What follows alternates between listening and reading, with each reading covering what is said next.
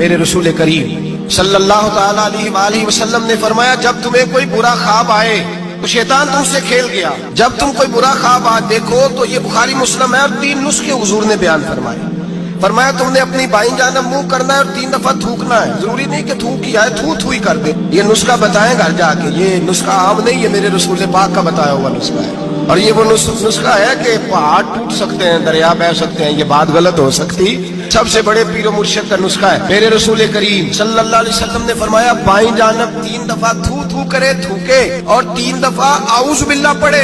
और फिर हुजूर ने फरमाया, ख्वाब का किसी से जिक्र न करे। किसी को ख्वाब सुनाना, डरावना ख्वाब आए तो किसी को सुनाना, बयान नहीं करना। ये हुक्म दिया है नबी पाक ने, हमें नसीहत फरमाई है।